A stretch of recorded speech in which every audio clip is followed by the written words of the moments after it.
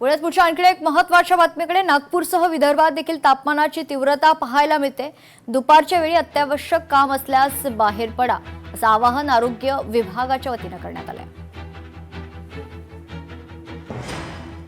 नागपूरसह विदर्भामध्ये उन्हाचे चटके जे आहेत ते अजूनही कायमच आहे। काल विदर्भातील अकोला आणि अमरावती जिल्ह्यामध्ये पुन्हा एकदा जे आहे ते उच्चांक असा तापमानाची जे आहे ते नोंद या ठिकाणी नोंदवण्यात आलेली आहे। अकोला आणि अमरावती जिल्ह्यात काल 45.6 डिग्री सेल्सिअस तापमानाची नोंदवण्यात आली। तर त्याचबरोबर वर्धा येथे जे आहे ते 45.5 डिग्री सेल्सिअस तापमानाची नोंद झाली। तर त्या पाठोपाठ नागपूरमध्ये देखील 44.2 अशी तापमानाची नोंद जी आहे ती या ठिकाणी नोंदवण्यात आलेली होती। त्यामुळे एकूणच पाहता दिवसेंदिवस जे आहे ते तापमानात जे आहे ते विदर्भात अधिकांश प्रमाणात जे आहे ते वाढ होतानाचं दृश्य सध्याला पाहायला मिळते।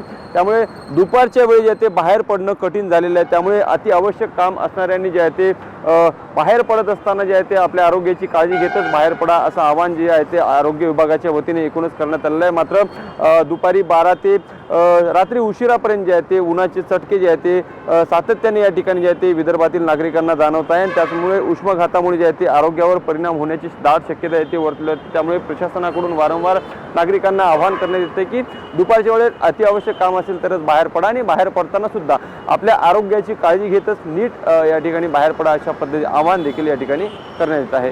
लोकशाही मराठी करता मी ज्ञानेश्वर पवार, नागपूर।